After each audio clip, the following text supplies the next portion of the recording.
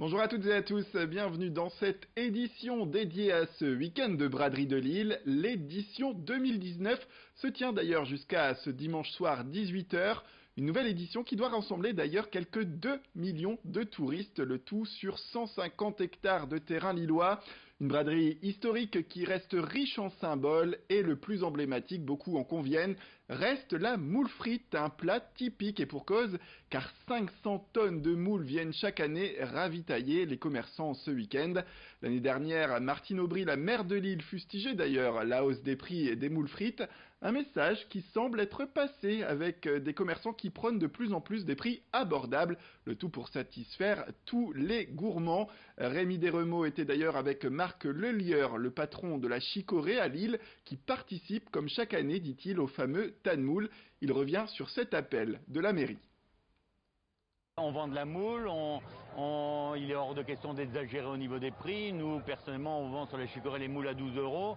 12 euros, c'est un prix convenable, je le pense, surtout qu'elles sont en grosse quantité parce qu'on sert plus d'1 kilo de moules par personne. C'est même pas un litre, c'est vraiment 1 kilo. S'il y a quelqu'un qui veut des moules, on leur donne généreusement et des prix de pareil.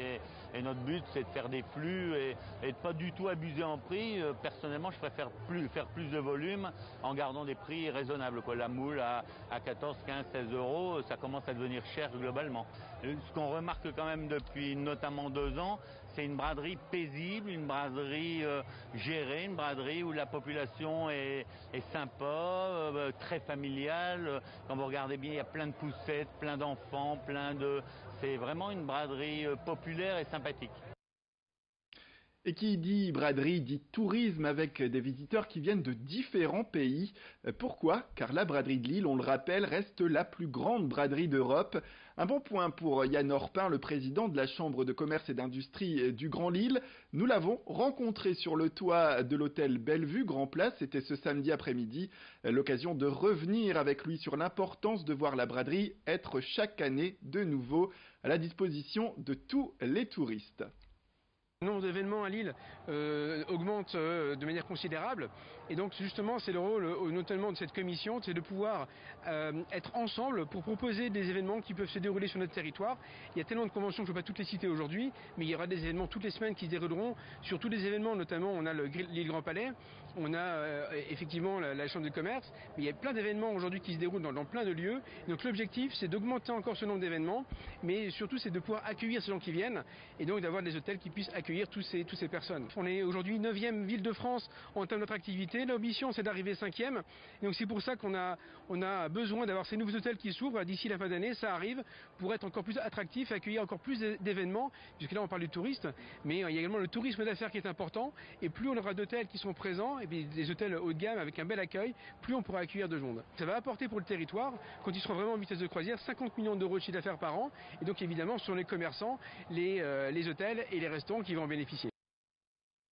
Une braderie qui peut générer quelques petits bobos, comme on le dit, des problèmes du quotidien lorsque 2 millions de visiteurs sont attendus, c'est bien normal, et des postes de secours de la protection civile du Nord sont en place en ce week-end de braderie, bien sûr, pour intervenir en cas de souci. On peut également aller les voir à chaque instant pour se faire bander une blessure ou pour poser tout simplement une question. Margot Sailly était sur place.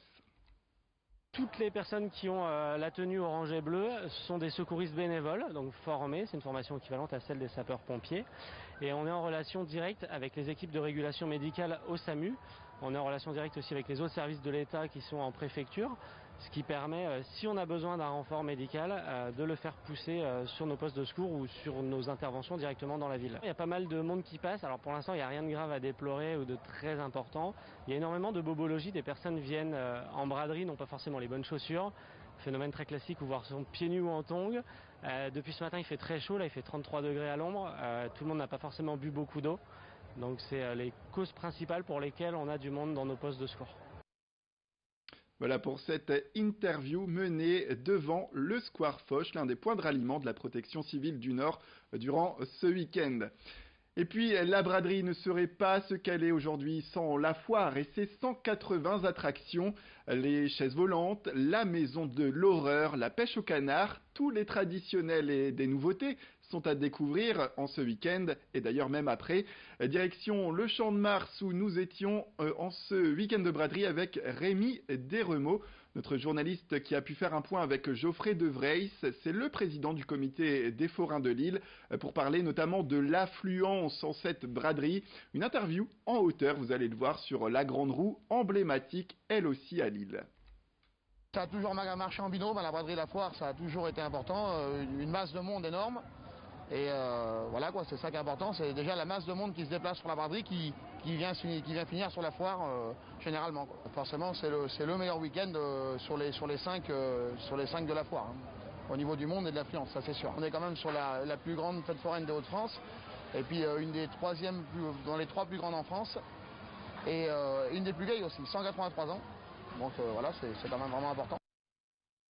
Et pour terminer, une information, cette année, comme depuis 2017, la mairie de Lille, en lien avec la préfecture des Hauts-de-France, ont sécurisé la braderie en réduisant le périmètre, le tout en réorganisant le programme. Fini le marché, fini les produits neufs, retour aux origines avec une braderie qui vante le recyclage d'objets, avec des brocanteurs et des Lillois qui proposent aux visiteurs uniquement des objets anciens et des produits de seconde main. Nous avons rencontré Jacques Richir, l'adjoint à la mairie de Lille en charge de la braderie, pour faire un point sur cette renaissance, pour ainsi dire.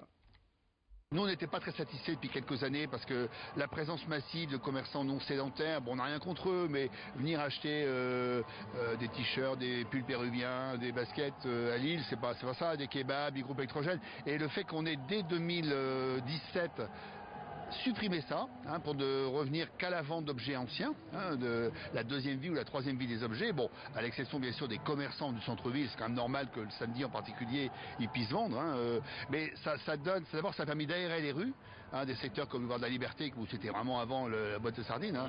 On a pu décompresser, on a pu que 2 rangées au lieu de 4, et ça a permis de prendre le temps, et d'ailleurs tout le monde s'y retrouve, parce que les gens disent que ça achète plus, ça achète mieux, on a le temps de regarder, et voilà, ce qui fait que on est en décongestionné un peu la braderie, on lui a redonné effectivement un nouveau souffle, une nouvelle jeunesse, du muscle, j'allais dire, hein, on a retiré la mauvaise graisse de la braderie pour y mettre du muscle. Voilà, c'est la fin de cette édition. Merci à toutes et à tous de nous avoir suivis. Restez avec nous, l'information braderie continue bien sûr.